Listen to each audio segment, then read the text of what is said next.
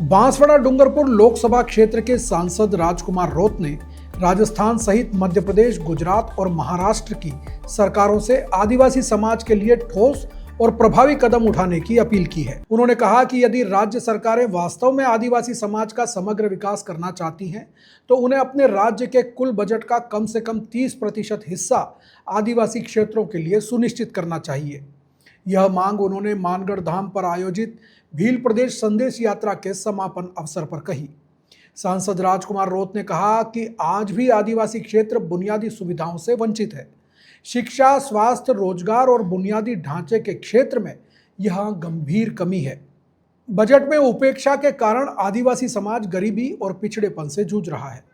सांसद राजकुमार रोत ने आरोप लगाया कि जब आदिवासी समाज के लोग भील प्रदेश की मांग करते हैं तो सरकारों को पेट में मरोड़ उठने लगते हैं। उन्होंने कहा कि यह केवल एक राजनीतिक मुद्दा नहीं, बल्कि क्षेत्रीय असमानता और ऐतिहासिक उपेक्षा का परिणाम है।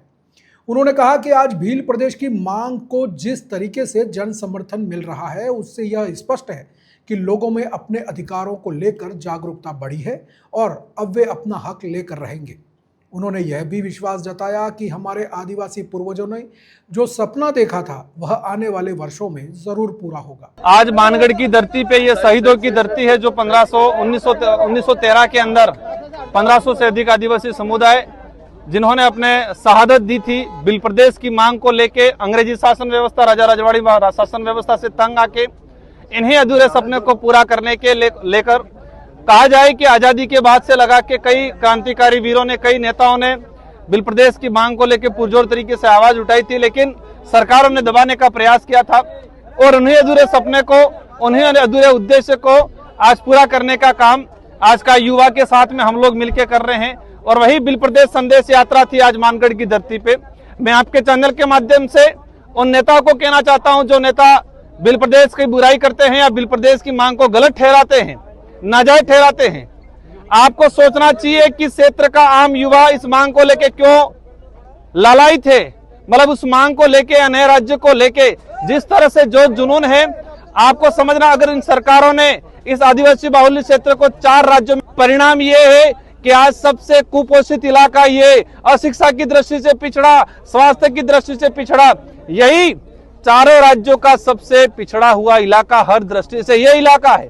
अगर ये 4 राज्यों में नहीं बंटता तो आज ये इस क्षेत्र का बाहुल्य क्षेत्र आज पिछड़ा इलाका नहीं माना जाता। और ये सरकारों से मेरा यही अनुरोध है और नेताओं से अनुरोध है कि जिन नेताओं को भील प्रदेश की मांग को लेके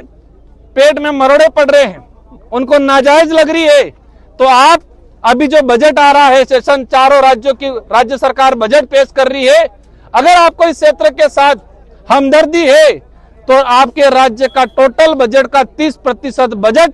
ट्राइबल इलाके के शिक्षा और स्वास्थ्य पे लगाए तो हम मानेंगे आपको इस इलाके से प्यार है, आदिवासी समुदाय के प्रति आपके अंदर भावना है। सिर्फ आदिवासी समुदाय को वोट बैंक बना के राजनीति करने का प्रयास किया जाता है चारों राज्यों के अंदर।